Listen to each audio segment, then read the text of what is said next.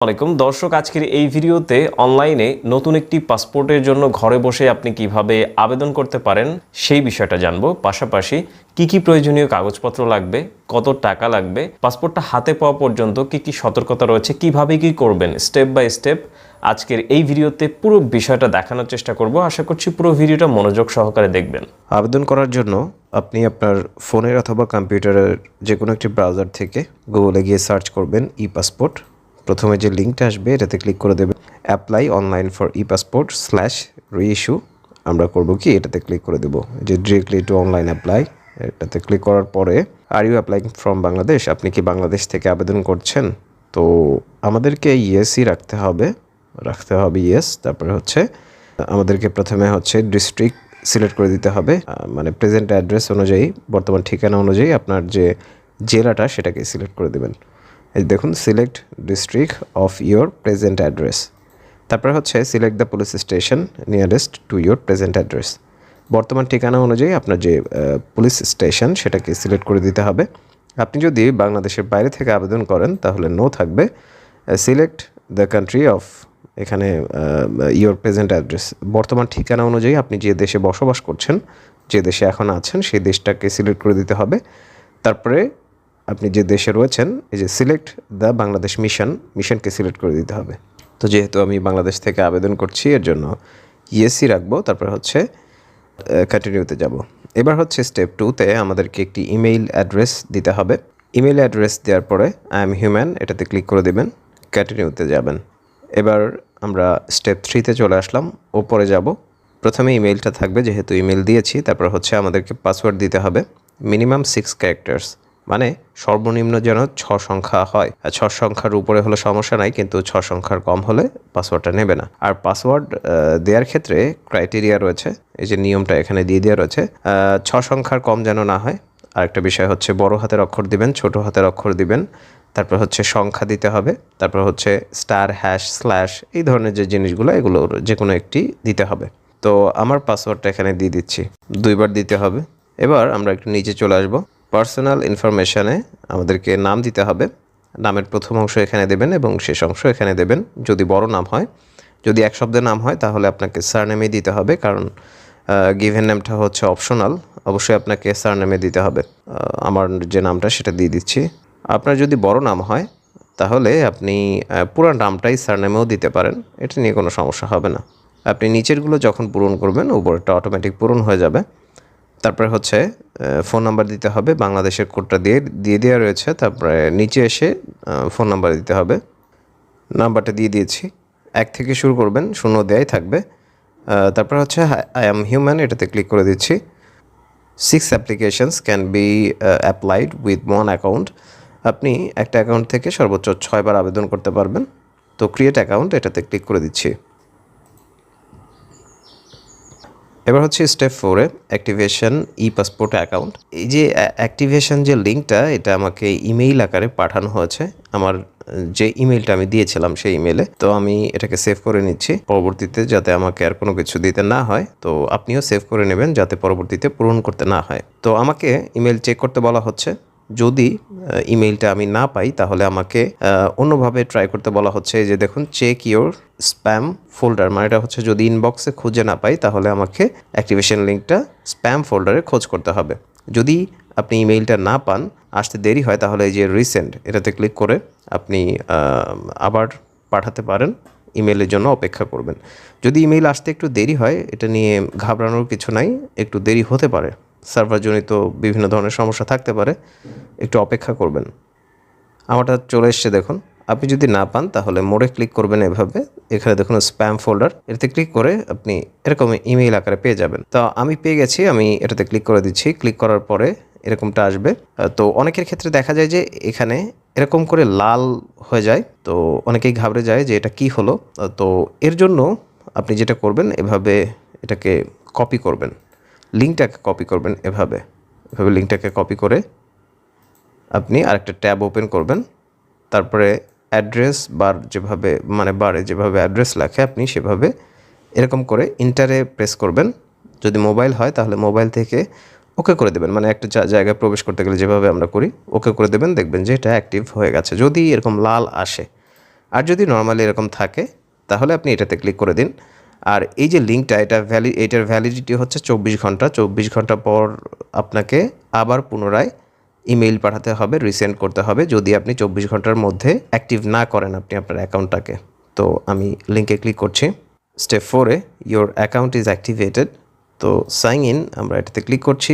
তো আমার ইমেইল এবং পাসওয়ার্ড যেহেতু আমি সেভ করে রেখেছিলাম আপনাদেরকে বলেছি, এর জন্য আমার কিছু করতে হয়নি, অটোমেটিক চলে এসছে। তো আই এম হিউম্যান এটাতে ক্লিক করার পরে সাইন ইনে ক্লিক করছি। তো আমার প্রোফাইলটা রেডি হয়ে গেছে। এবার হচ্ছে apply for a new E passport, আমরা এটাতে ক্লিক করে দিচ্ছি। তারপরে হচ্ছে আপনার পাসপোর্টটা আসলে কোন ধরনের পাসপোর্ট, টাইপকে সিলেক্ট করে দিতে হবে।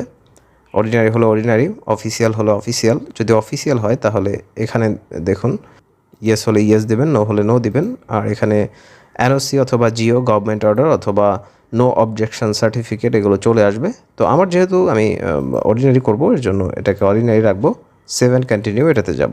এবার হচ্ছে personal information. If you have any confusion about given name and surname please click here for example. যদি গিভেন নেম এবং সারনেম দেয়া নিয়ে আপনার কোনো কনফিউশন থাকে তাহলে ক্লিক হেয়ার ফর এক্সাম্পল, এখানে ক্লিক করে উদাহরণগুলো দেখে নিতে বলা হচ্ছে। তো আমি আপনাদেরকে এক্সপ্লেন করছি বিষয়টা আসলে কিভাবে কি।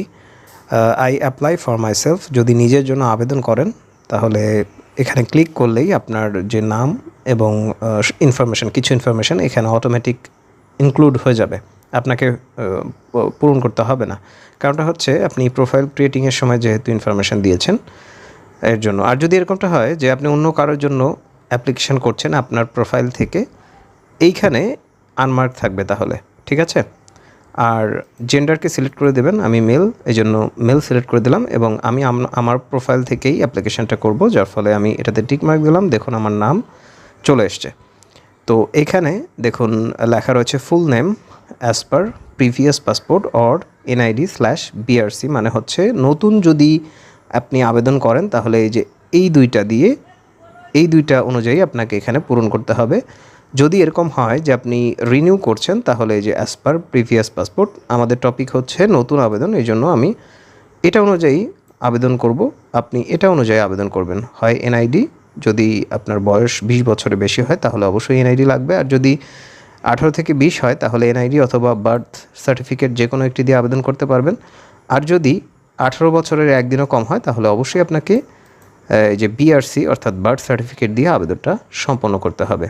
গিভেন নেম হচ্ছে যে নাম আপনাকে দেওয়া হয়েছিল, আর সারনেম হচ্ছে বংশীয় নাম, মানে যেটা আপনার সৈয়দ অমুক তমুক এরকম থাকে না, সেগুলা। এখন আপনার নামে যদি দুটো অংশ থাকে তাহলে প্রথম অংশ এখানে দেবেন গিভেন নেমে এবং শেষ অংশ সারনেমে দেবেন। এটাই হচ্ছে সব থেকে মানে সহজ বিষয়, সহজ বাংলায় বুঝতে গেলে আপনি এভাবে দিন। আর যদি আপনি বোঝেন বিষয়টা তাহলে তো আপনার মতো করে আপনি দিন। আর যদি এক শব্দে নাম হয় তাহলে নিচে দিতে হবে সারনেমে এখানে পূরণ করে দিতে হবে অমুক, হয়তো রহিম করিম, শুধু রহিম করিম, আগে পিছিয়ে কিছু নাই, তাহলে সারনেমে দিবেন। এখন আমরা একটু নিচে চলে আসব। নিচে আসার পরে প্রফেশন দিতে হবে, আপনি এখন কোন প্রফেশনে আছেন। এখন প্রফেশন সিলেকশনের সময় অবশ্যই আপনাকে একটু ভেবেচিন্তে দিতে হবে, আপনি উল্টাপাল্টা প্রফেশন দেবেন না, তাহলে অনেক ক্ষেত্রে প্রফেশনেরও ডকুমেন্ট দিতে হয়। জাজ, জার্নালিস্ট, তারপর হচ্ছে বিভিন্ন জিনিস আছে, এমন কিছু পেশা রয়েছে যেগুলোতে কোনো ধরনের কোনো ডকুমেন্ট লাগে না, কিন্তু যদি এই যে পাইলট সেই ক্ষেত্রে আপনার লাগবে। আপনি যদি ডক্টর হন অথবা লয়ার হন অথবা স্টুডেন্ট হন সেক্ষেত্রে ID কার্ড এই ধরনের জিনিসগুলো, টিচার হন, হ্যাঁ, তাহলে এই ধরনের আপনার আইডেন্টিটি প্রমাণের ক্ষেত্রে যে প্রমাণক লাগবে সেগুলো দিতে হতে পারে, যার ফলে আপনি বুঝে শুনে আপনার পেশাটাকে সিলেক্ট করবেন। আমি যেহেতু আনএমপ্লয়েড এর জন্য আমি আনএমপ্লয়েড দেবো, বেকার। এখন আমি আনএমপ্লয়েড দিলাম। তারপরে হচ্ছে এখানে বুদ্ধিজম, ক্রিশ্চিয়ানিটি, হিন্দুইজম আপনার ধর্মকে সিলেক্ট করে দেবেন। আমি যেহেতু ইসলাম সেজন্য ইসলাম দেব। আপনি যদি এই যে জাইনিজম, তারপর হচ্ছে জুডাইজম, আরও যদি অন্য কোনো ধর্মের হন সেই ক্ষেত্রে আদার্সকে সিলেক্ট করে দেবেন। আর এর মধ্যে যদি কোনো ধর্মের হয়ে থাকেন তাহলে সেটাকে সিলেক্ট করে দেবেন। আমি ইসলামের জন্য সিলেক্ট করে দিলাম। আর ফোন নাম্বারটা অটোমেটিক চলে আসবে, কারণ ইতিপূর্বে আমি নাম্বারটা দিয়েছিলাম।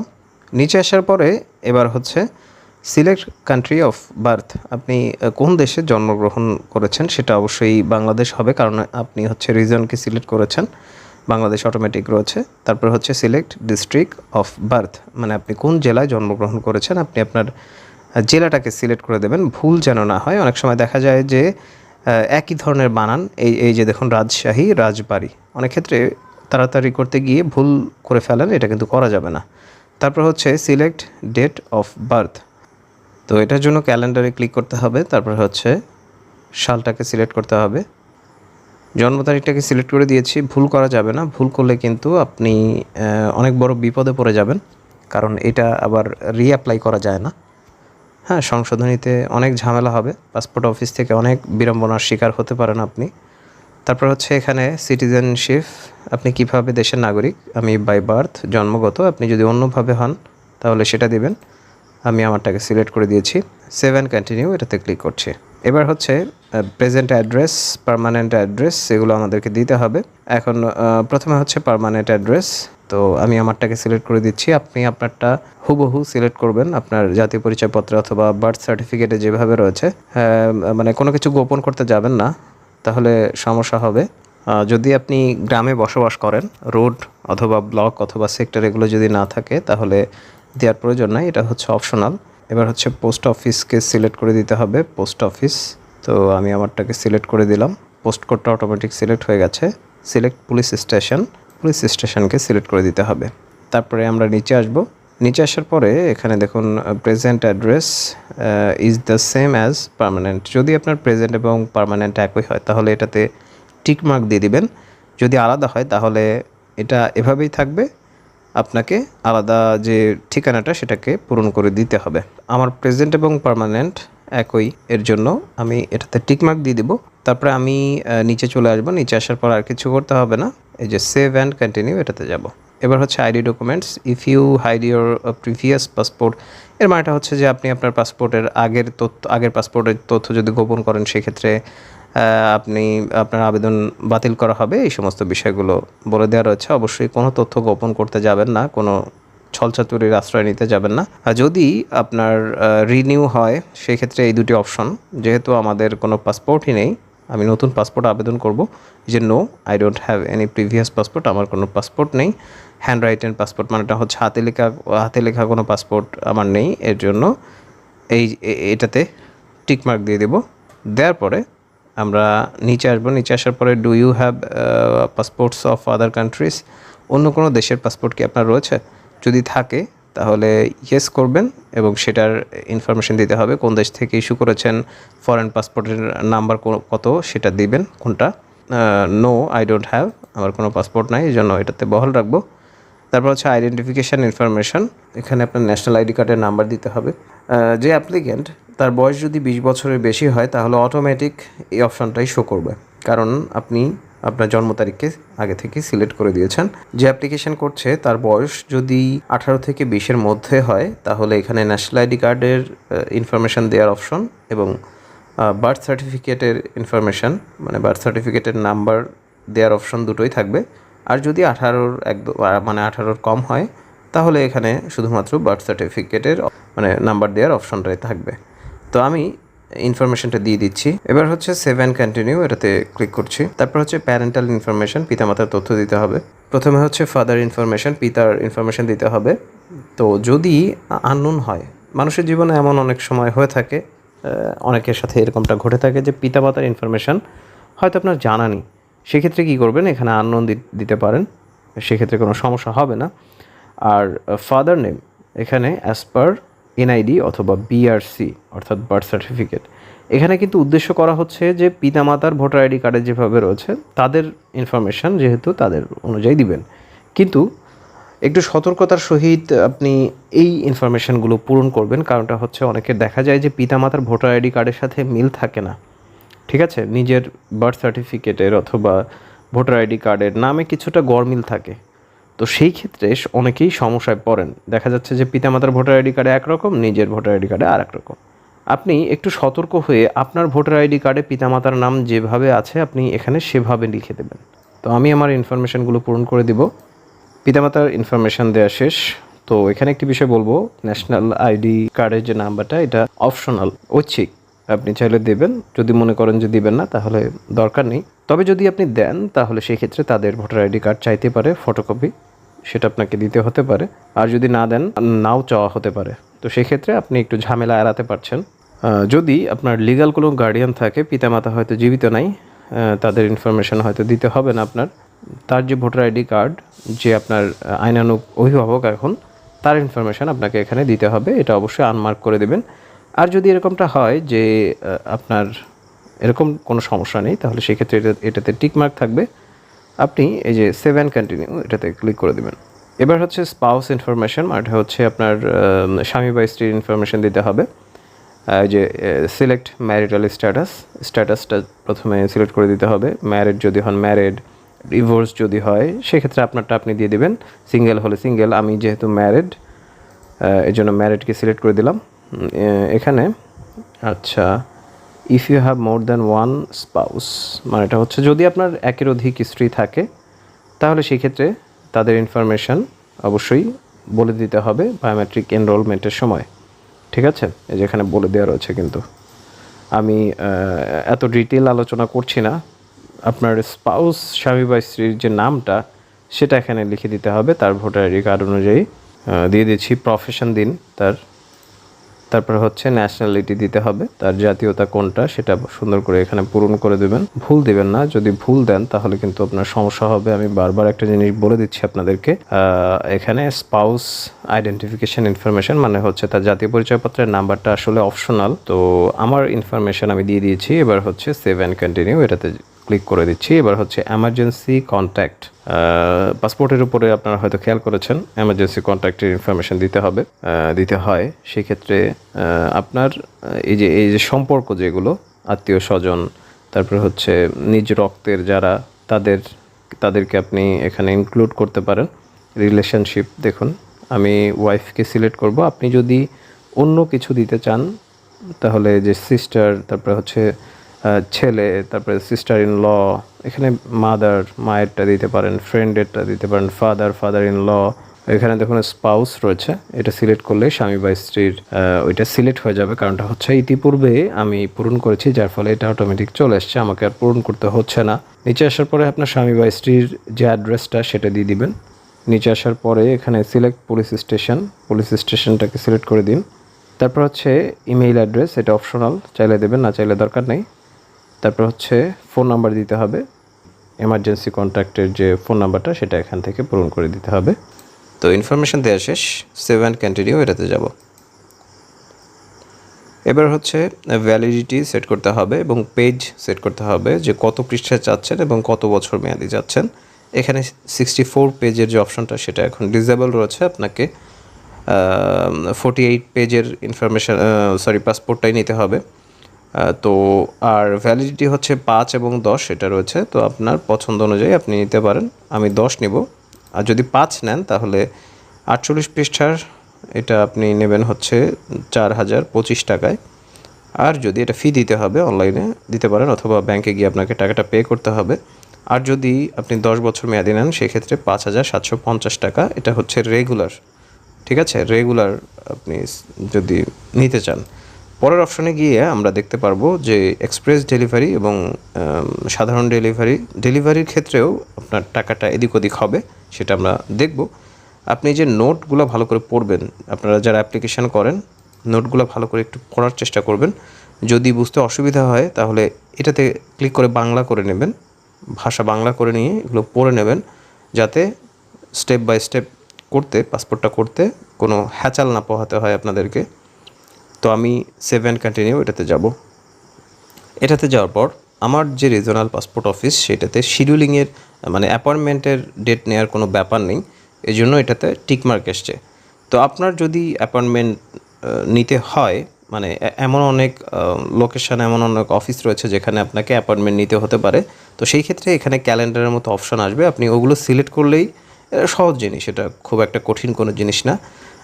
তো আপনি ক্যালেন্ডারের মতো এটাকে সিলেক্ট করে আপনি ডেটটাকে নিতে পারবেন, কোনো সমস্যা হবে না। যেগুলো অ্যাভেলেবেল থাকবে সেগুলোতে আপনি ক্লিক করলেই কাজ করবে, যেগুলো অ্যাভেলেবেল থাকবে না সেগুলো আপনি পাচ্ছেন না, সেই ডেট আপনি পাচ্ছেন না। এবার এই যে এখানে দেখুন রেগুলার ডেলিভারি, এটাতে যদি আমি একটু ধরে রাখি, দেখুন ডেলিভারি টাইম হচ্ছে 15 ওয়ার্কিং ডেজ। এর মানেটা হচ্ছে যে 15 কর্মদিবসের মধ্যে আপনি রেগুলার ডেলিভারিতে পাসপোর্টটা হাতে পাচ্ছেন। এটা কিন্তু 15 দিন না, এটা হচ্ছে আপনার 22-23 দিন এরকমটা সময় লাগবে আপনার পাসপোর্টটা পেতে। আর এখানে দেখুন লেখা রয়েছে যে এক্সপ্রেস ডেলিভারি, এটা হচ্ছে আপনার টাইম হচ্ছে 7 ওয়ার্কিং ডেজ। আপনি এটাতে 9 থেকে 10 দিনের মধ্যে আপনি পাসপোর্টটা হাতে পাবেন। এখানে লেখা রয়েছে যদিও 7 দিন, কিন্তু আপনি পাবেন হচ্ছে 10 দিন মতো সময়ের মধ্যে। আর এটা হচ্ছে রেগুলার ডেলিভারি, এই যে 5,750 টাকা 10 বছর মেয়াদি পাসপোর্ট। আর 4,025 টাকা ছিল হচ্ছে 5 বছর মেয়াদি পাসপোর্ট, 48 পৃষ্ঠার। এটা রেগুলার ডেলিভারিতে ছিল কিন্তু আগে।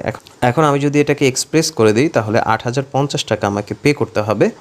আমি যদি 2 দিনের মধ্যে, মানে অতি জরুরি পাসপোর্ট যদি আমি চেয়ে থাকি, আমার যদি প্রয়োজন হয়, তাহলে আমাকে কিন্তু আরও বেশি পে করতে হবে।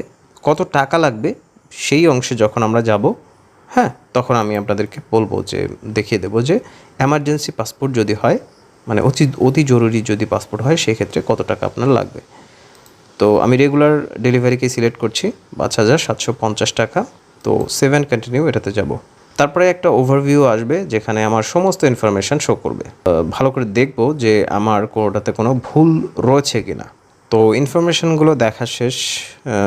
এখানে ডিক্লারেশন অফ কনসেন্ট, তো আমি শপথ করছি এখানে একটি মানে অঙ্গীকারের মতো, যে এখানে আমি শপথ করছি যে আবেদনপত্রের সকল তথ্য সঠিক, মানে এগুলো আপনি একটা অঙ্গীকার করছেন যে আমি কোনো ভুল তথ্য দিইনি। এটাতে টিক মার্ক দিতে হবে। তারপর হচ্ছে confirm and proceed to payment, এটাতে ক্লিক করে দেবেন। তারপরে এরকম একটি পেজ আসবে। এবার আর কোনো সুযোগ নাই কিন্তু আপনার ব্যাকে চলে আসার, কারণ আপনি আপনার অ্যাপ্লিকেশনটাকে সাবমিট করে দিয়েছেন। আমরা একটু নিচে আসব। নিচে আসার পরে এখানে দেখুন দুটো অপশন রয়েছে টাকা পেমেন্টের। আপনি কিভাবে টাকাটা পেমেন্ট করবেন, এখানে অনলাইন পেমেন্ট আর হচ্ছে অফলাইন পেমেন্ট। তো আমি অনলাইনেই পেমেন্টটা আপনাদের দেখাবো যে কীভাবে করতে হয়। অনলাইনেই পেমেন্ট করবেন, কিন্তু আপনি সিলেক্ট করবেন অফলাইন। অনলাইনে সিলেক্ট করলে কিন্তু একটু সমস্যা হয়, অনেকেই সার্ভারজনিত জটিলতার কারণে চালান ফর্মটা ডাউনলোড করতে অনেকেই সমস্যা ফেস করেন। তো আমি আপনাদেরকে সাজেস্ট করব, আমার সাজেশন থাকবে যে আপনি অফলাইন পেমেন্ট সিলেক্ট করুন। সিলেক্ট করার পরে আপনি অনলাইনে পেমেন্ট করবেন, সেটা আলাদাভাবে সরাসরি ওয়েবসাইটে গিয়ে। সেটা কিভাবে করতে হবে, এটা খুবই সহজ। বরঞ্চ আপনি অনলাইনে পেমেন্ট সিলেক্ট করলে এটা আপনার জন্য কঠিন হবে। তো এবার কন্টিনিউতে যাব। দেখুন আমার অ্যাপ্লিকেশনটা সাবমিট হয়ে গেছে। আমরা এই যে প্রিন্ট সামারি যে পেজটা, সেটাকে আমরা প্রিন্ট করে নেব। এই যে সেভ অ্যাজ পিডিএফ, আমি এটা সেভ করে নিলাম। তারপর হচ্ছে অ্যাপ্লিকেশন ফর্মটা, এটা আমি ডাউনলোড করে নিচ্ছি। সো ভিউয়ার্স, অ্যাপ্লিকেশন করা শেষ। এইবার চলুন জেনে আসি যে কি কি প্রয়োজনীয় কাগজপত্র লাগবে, কত টাকা লাগবে। আমরা একটু নিচে আসবো। এই যে দেখুন লিস্ট অফ রিকোয়ার্ড ডকুমেন্টস, মানটা হচ্ছে যে কি কি প্রয়োজনীয় ডকুমেন্ট আমাকে দিতে হবে। প্রিন্টেড অ্যাপ্লিকেশন সামারিটা নিতে হবে, যেটা প্রথমে আমি ডাউনলোড করেছি। তারপর হচ্ছে আইডেন্টিটি ডকুমেন্টস, জাতীয় পরিচয়পত্র অথবা বার্থ সার্টিফিকেট, আপনি যেটা দিয়ে আবেদন করেছেন সেটা নিয়ে যেতে হবে। তারপর হচ্ছে পেমেন্ট স্লিপ অ্যান্ড চালান, অথবা এই চালান যেটা দিয়ে আপনি পেমেন্ট করে থাকুন না কেন, সেটা ব্যাংকে গিয়ে হতে পারে অথবা নিজে হতে পারে। মানে এক কথায় আপনি যেটা পে করেছেন, আপনার যে পে করার যে প্রমাণকটা, সেটা নিয়ে যাবেন। প্রিভিয়াস পাসপোর্ট ইফ এনি, মানেটা হচ্ছে যদি রিইস্যু হয়ে থাকে, আপনি যদি পাসপোর্টের মেয়াদ বাড়িয়ে থাকেন, তাহলে সেক্ষেত্রে এটা আমাদের টপিক না। তারপর হচ্ছে জিও অথবা এনওসি ফর গভড এমপ্লয়ি, মানে হচ্ছে ইফ এনি, মানে হচ্ছে যে কোনো একটি আপনার লাগবে যদি আপনি গভর্নমেন্ট এমপ্লয়ি হয়ে থাকেন। জিও গভর্নমেন্ট অর্ডার অথবা এনওসি মানে নো অবজেকশন সার্টিফিকেট, এর যে কোনো একটি আপনাকে দিতে হবে। আপনার ক্ষেত্রে যেটা প্রযোজ্য আপনি সেটা নিয়ে যাবেন। তারপর হচ্ছে additional documents depending on application, আরও কিছু ডকুমেন্ট আপনার লাগতে পারে আপনার অ্যাপ্লিকেশনের ধরন অনুযায়ী। যেমন ধরুন যদি এমনটা হয় যে আপনি আপনার প্রফেশনটাকে ডক্টর সিলেক্ট করেছেন, সেই ক্ষেত্রে প্রমাণক লাগতে পারে, অথবা অন্য কিছু সিলেক্ট করেছেন, সেই ক্ষেত্রে আপনার প্রমাণকটা দিতে হতে পারে। তো ডিপেন্ডিং অন অ্যাপ্লিকেশন, এটা ডিপেন্ড করছে আপনার অ্যাপ্লিকেশনের উপরে। তারপর হচ্ছে প্রিন্টেড অ্যাপ্লিকেশন ফর্ম, মানে হচ্ছে আরেকটা যে ডকুমেন্ট ডাউনলোড দিলাম সেটা আপনাকে নিয়ে যেতে হবে। এর বাইরে আরও কিছু নিতে হতে পারে, যেমন ধরুন আপনার চেয়ারম্যান কর্তৃক যে সার্টিফিকেটটা, সেটা আপনার প্রয়োজন হতে পারে, সেটা নিয়ে যাবেন। পিতামাতার ভোটার আইডি কার্ডের ফটোকপি, এগুলো নিয়ে যেতে হতে পারে। আপনার জাতীয় পরিচয়পত্র দিয়ে আবেদন করে থাকেন, তার বাইরেও যদি আপনার বার্থ সার্টিফিকেট চাওয়া হয়, তাহলে সেটা আপনার লাগতে পারে। এবার আমরা দেখব পাসপোর্টের যে ফিটা। এখানে এই যে পাসপোর্ট ফি, এটাতে ক্লিক করবেন। এবার আমাদের এখানে দেখুন ইনফরমেশান রয়েছে, আপনি কোন কোন ব্যাংকের মাধ্যমে টাকাটা পে করতে পারছেন। এবং কোন কোন সুবিধার মাধ্যমে যে বিকাশ, নগদ, রকেট এগুলো উপায় এগুলো রয়েছে। তারপরে এখানে আপনি ক্লিক করে এখান থেকেও সরাসরি পেমেন্ট অপশনে যেতে পারেন। আমি দেখাচ্ছি। এখন regular delivery within 15 working days, এই যে এখানে দেখুন 21 কর্মদিবস, এই যে এখানে দেখুন বায়োমেট্রিক এনরোলমেন্ট ডেট হতে 21 দিনের মধ্যে আপনি পাসপোর্ট হাতে পাবেন। ঠিক আছে, মানে 22 দিন লাগবে আপনার। ওখানে যদিও 15 ওয়ার্কিং ডেজ লেখা ছিল, আমি আপনাদেরকে আগে বলেছি। তারপর হচ্ছে express delivery within 7 working days, এইটা হচ্ছে আপনার 10 দিনের মধ্যে। আমি পূর্বে বললাম মানে আপনার বায়োমেট্রিক এনরোলমেন্ট ডেট হতে, মানে যেদিন আপনি ফিঙ্গারপ্রিন্ট দিয়ে আপনার অ্যাপ্লিকেশান সাবমিট করেছেন সেদিন থেকে 10 দিনের মধ্যে। সুপার এক্সপ্রেস ডেলিভারি এটার কথাই বলছিলাম, সেটা হচ্ছে এমার্জেন্সি পাসপোর্ট যেটা, সেটার জন্য এই যে এখানে উইদিন 2 ওয়ার্কিং ডেজ, মানে হচ্ছে 2 দিনের মধ্যে বায়োমেট্রিক এনরোলমেন্টের টাইম থেকে, মানে ওই দিন থেকে পরের 2 দিন পর্যন্ত সময় লাগবে। আর গভর্নমেন্ট এমপ্লয়িজ যারা যারা সরকারি চাকরিজীবী, সেক্ষেত্রে তাদের জন্য একটু বেশি অ্যাডভান্টেজ পাবেন, সেই জিনিসগুলো এখানে বলে দেওয়া রয়েছে। তো আমরা নিচে আসবো, নিচে আসার পরে এখানে আমরা দেখতে পারি যে কত টাকা আমাদেরকে পে করতে হবে। এই যে ই পাসপোর্ট উইদিন মানে 48 পৃষ্ঠার 5 বছর মেয়াদি যদি হয় তাহলে রেগুলার হলে এত, এক্সপ্রেস ডেলিভারি হলে এত, সুপার এক্সপ্রেস হলে এত। তারপর হচ্ছে ই পাসপোর্ট 48 পৃষ্ঠার 10 বছর যদি হয় তাহলে 5750। তারপর হচ্ছে এক্সপ্রেস হলে এত, তারপর হচ্ছে সুপার এক্সপ্রেস ডেলিভারি হলে এত। তারপর ই পাসপোর্ট যদি 64 পৃষ্ঠার হয় 5 বছর মেয়াদি, সেটা ছিল না, অনেক সময় ওখানে অ্যানেবল থাকবে। তো আপনি যদি চান, যদি আপনি নিতে পারেন, তাহলে আপনাকে পে করতে হবে রেগুলার ডেলিভারিতে এত, এক্সপ্রেসে এত, আর সুপার এক্সপ্রেসে এত। আর এখানে দেখুন ই পাসপোর্ট 48 পৃষ্ঠার 10 বছর মেয়াদি, এটা যদি হয় তাহলে আপনাকে রেগুলারে এত, এক্সপ্রেসে এত এবং সুপার এক্সপ্রেসে এত দিতে হবে। দেখুন টাকার পরিমাণটা এখানে সুন্দর করে লিখে দেওয়া রয়েছে। আপনার বুঝতে যদি অসুবিধা হয় তাহলে এই যে বাংলা, এটাতে ক্লিক করে আপনি বাংলায় জিনিসগুলো ভালো করে বুঝে নিতে পারবেন।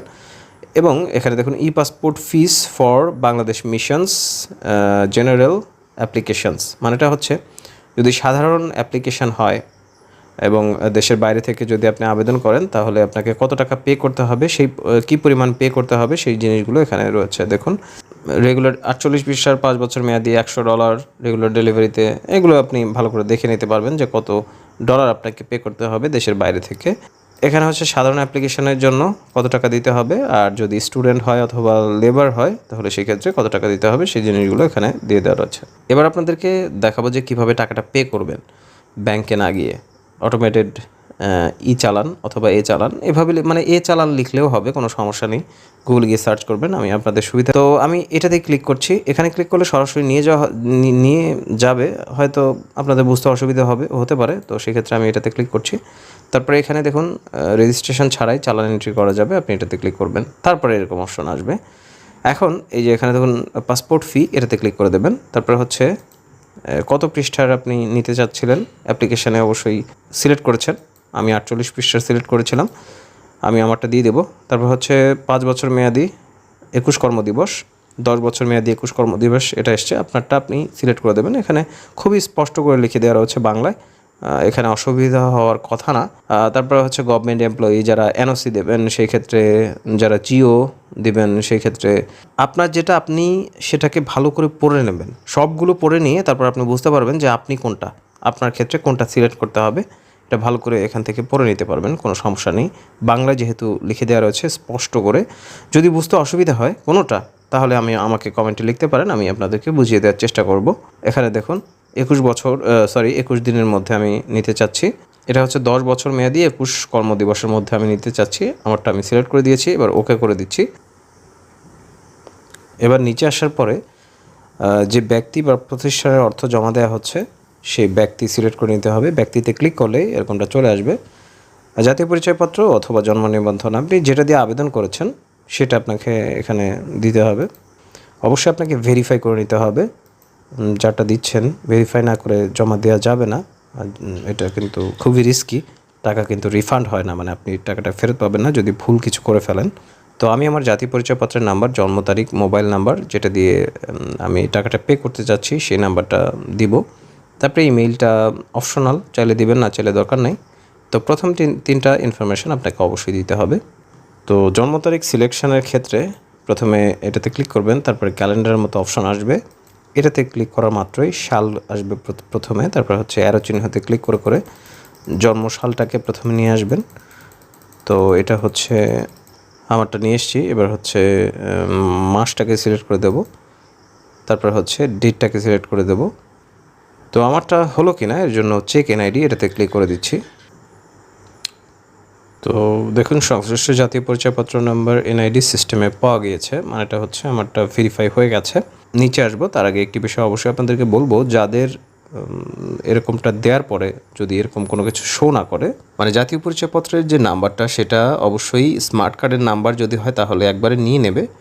যদি আগের অ্যানালগ নাম্বার হয় তো সেই ক্ষেত্রে যদি না নেয় তাহলে প্রথমে যে জন্মসালটা অ্যাপ্লিকেন্টের সেই জন্মসালটা প্রথমে জাতীয় পরিচয়পত্রের আগে দিয়ে দিবেন, তাহলে দেখবেন যে এটা নিয়ে নেবে। এই ধরনের সমস্যাগুলো অনেকে ফেস করে থাকেন। তো এবার হচ্ছে আমরা এটাতে ক্লিক করব।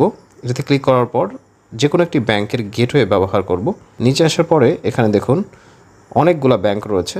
তো আমরা এখন সোনালী ব্যাংকের মাধ্যমে টাকাটা পে করতে চাচ্ছি, এই জন্য এই যে সোনালী ব্যাংক লিমিটেড আমরা এটাতে ক্লিক করব। ক্লিক করার পরে সেভ এটাতে যাব। তো এবার আমাদেরকে পে করতে হবে। টাকা হচ্ছে এত, নাম শো করেছে, তারপর হচ্ছে ব্যাংক রেফারেন্স নাম্বার শো করেছে, ইনভয়েস নাম্বার, কন্ট্যাক্ট নাম্বার। এই যে জিনিসটা এটাকে অবশ্যই স্ক্রিনশট দিয়ে রাখবেন, মানে সেভ করে রাখবেন এক কথায়, যাতে আপনি যদি চালান ফর্ম ডাউনলোড করতে অসমর্থ হন, মানে হচ্ছে সার্ভারজনিত জটিলতা অথবা অন্য কোনো কারণ হতে পারে, হয়তো বা কাজ করছেন সেই সময় একজন ফোন দিয়ে ফেলেছে, সেক্ষেত্রে সার্ভারজনিত জটিলতা আসতে পারে। এগুলো দিয়ে আপনি আপনার চালান ফর্মটা ডাউনলোড করতে পারেন। এখানে টাইম উঠছে, এই টাইমের মধ্যে আমাকে টাকাটা পে করতে হবে। এখানে কাউন্টডাউন চলছে দেখতে পাচ্ছেন। তো আপনি এখানে বেশ কিছু ওয়েতে টাকাটা পে করতে পারেন। এখানে কার্ডস রয়েছে, ভিসা, মাস্টার, এগুলা মোবাইল ব্যাঙ্কিংয়ের রকেট, নগদ, উপায় এগুলো রয়েছে, সেলফিনের মাধ্যমে করতে পারেন। ইন্টারনেট ব্যাঙ্কিংয়ে এখানে দেখুন এমটিবি, তারপর হচ্ছে সাউথ ইস্ট, এগুলো রয়েছে। তো মোবাইল ব্যাঙ্কিংয়ের মাধ্যমে এবং বিকাশের মাধ্যমে আমি টাকাটা পে করতে যাচ্ছি। বিকাশের মাধ্যমে যেহেতু আমি টাকাটা পে করতে যাচ্ছি, সমস্ত ইনফরমেশন এখানে শো করেছে। আমি কনফার্মে ক্লিক করছি, পে উইথ বিকাশ এটাতে ক্লিক করব। এটাতে ক্লিক করার পরে এরকমটা আসবে, তারপর হচ্ছে বিকাশের যে নাম্বারটা সেটা দিয়ে দিব। কনফার্মে ক্লিক করছি, তারপরে আমার বিকাশ নাম্বারে একটি পিন যাবে, চলে এসছে। কনফার্মে ক্লিক করছি, তারপরে আমার বিকাশের যে পিনটা সেটা দিয়ে দিব। এবার কনফার্মে ক্লিক করতে হচ্ছে আমাকে, তারপরে আমাদেরকে একটু ওয়েট করতে হবে। তারপরে এরকম একটি চালান ফর্ম আসবে, আপনি ওপরে ক্লিক করে ডাউনলোড করে নিতে